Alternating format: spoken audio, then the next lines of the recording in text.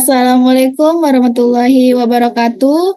Selamat siang Bapak dan teman-teman sekalian. Perkenalkan saya Devrima Fitriani dengan NIM 22010-240 bersama rekan saya Tiara Amanda dengan NIM 22010-244. Pada kesempatan kali ini, kami akan mempresentasikan tugas etika profesi kami yang berjudul Analisis Etika Profesi, Kasus Pelanggaran Kode Etik oleh Anggota Bawaslu Kepri. Next. Baik, sekarang kita akan masuk ke latar belakang. Pentingnya integritas dan etika dalam tata kelola pemerintahan tidak dapat dipisahkan, terutama dalam konteks penyelenggaraan pemilu. Lembaga seperti Bawaslu memiliki tanggung jawab besar dalam menjaga demokrasi. Namun, pelanggaran etik oleh anggota Bawaslu dapat mencoreng citra lembaga dan melemahkan kepercayaan publik. Kasus yang kami angkat adalah kasus Khairul Rijal, anggota Bawaslu Provinsi Kepulauan Riau, yang terbukti menggunakan narkotika jenis ekstasi. Hal ini tentu bertentangan dengan nilai-nilai etika, yaitu profesionalisme. DKPP kemudian memutuskan untuk memberhentikannya secara tetap. Ini menjadi momentum penting dalam penegakan etika profesi di lembaga publik. Deskripsi kasus. Kasus ini melibatkan individu bernama Khairul Rijal yang menjabat sebagai anggota Bawaslu Provinsi Kepulauan Riau. Kasus ini terungkap pada bulan Oktober 2024 ketika di Kres Narkoba, Polda Kepri melakukan penggerebekan di sebuah hotel di Batam. Dalam penggerebekan tersebut, didapati bukti kuat berupa hasil tes urin yang menunjukkan Khairul Rijal positif menggunakan narkotika jenis ekstasi. Khairul Rijal juga mengaku perbuatannya. Akibatnya, DKPP menerbitkan dua putusan yaitu nomor 229 dan 230 yang menyatakan bahwa pelaku diberhentikan secara tetap dari jabatannya karena telah melanggar kode etik penyelenggaraan pemilu. Next.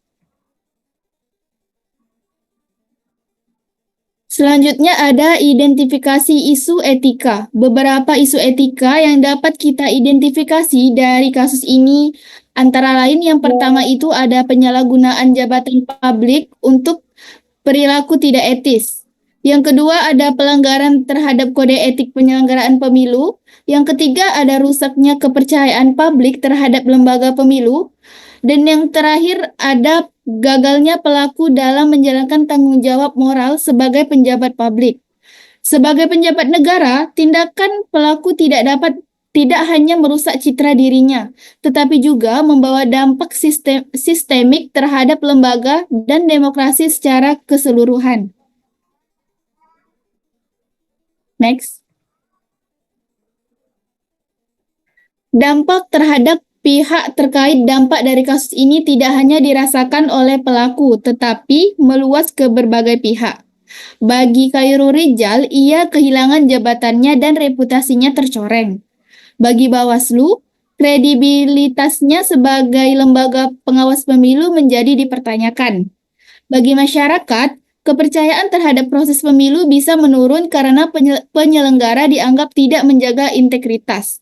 Dan bagi DKPP, meskipun ini menjadi tantangan, mereka justru tampil sebagai garda terdepan dalam menjaga integritas lembaga pemilu. Baik, selanjutnya akan dijelaskan oleh teman saya, Tiara Amanda. Kepada Tiara, saya persilakan. Oke, selanjutnya masuk ke analisis etika profesi. Kami menggunakan tiga pendekatan etika untuk menganalisis kasus ini. Yang pertama ada etika deontologi. Immanuel Kant, yang dimana etika ini menekankan pada kewajiban moral. Sebagai pejabat publik, Khairul Rijal seharusnya menjalankan tugas dengan jujur dan bertanggung jawab. Nah, tindakan penyalahgunaan narkoba jelas melanggar kewajiban tersebut. Nah, yang kedua ada etika utilitarianisme, John Stuart Mill. Keputusan DKPP untuk memberhentikan Khairul Rijal dianggap lebih memberikan manfaat besar, yaitu menjaga kepercayaan publik dan demokrasi, daripada mempertahankan satu individu yang telah melanggar aturan. Lalu yang ketiga ada etika kontrak sosial dari James Jacques Rechieu. Dalam kontrak sosial, pejabat publik dipilih berdasarkan kepercayaan rakyat. Khairul Rijal telah mengingkari kepercayaan itu sehingga layak diberhentikan. Lalu kita masuk ke regulasi yang relevan. Nah, beberapa regulasi yang mendasari kasus ini itu ada Undang-Undang Nomor 7 Tahun 2017 tentang Pemilu pasal 117 yang dimana mengatur pemberhentian anggota Bawaslu yang melanggar kode etik. Lalu kedua ada peraturan DKPP nomor 2 tahun 2017 tentang kode etik yang dimana kode etik penyelenggara pemilu terkait integrasi dan kehormatan jabatan. Lalu yang ketiga ada Undang-Undang nomor 35 tahun 2009 tentang narkotika pasal 127 yaitu menjerat pengguna narkotika golongan 1.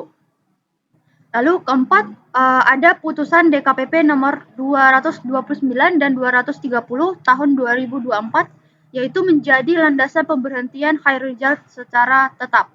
Dan terakhir ada peraturan Bawaslu nomor 8 tahun 2019 yaitu tata cara penanganan pelanggaran kode etik penyelenggara pemilu. Lalu ada pembahasan strategi penanganan. Nah, beberapa langkah strategi yang kami usulkan yaitu ada yang pertama penegakan sanksi tegas oleh DKPP agar memberi efek jera. Kedua, ada evaluasi dan reformasi internal Bawaslu dan ketiga ada tes narkoba berkala bagi pejabat publik. Lalu keempat, ada edukasi, etika profesi dan integritas secara berkelanjutan. Nah, kesimpulan dari kasus ini ialah menunjukkan bahwa pelanggaran etika profesi dapat berdampak sistematik, bukan hanya kepada individu saja, tetapi juga pada kepercayaan publik dan legitimasi lembaga.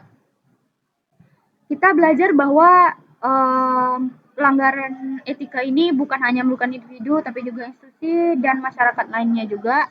DKPP telah mengambil langkah yang tepat untuk memberhentikan pelaku secara tetap sebagai upaya menjaga integritas lembaga pemilu.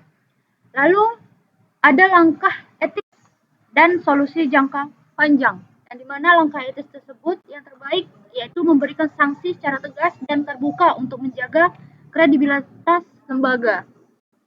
Lalu ada solusi jangka panjangnya juga yaitu penguatan pengawasan internal, edukasi, etika secara berkala, dan yang ketiga penyempurnaan regulasi dan sanksi terhadap penyelenggara pemilu. Baik, demikian presentasi dari kelompok kami. Terima kasih atas perhatian Bapak dan teman-teman. Kami ucapkan terima kasih. Assalamualaikum warahmatullahi wabarakatuh.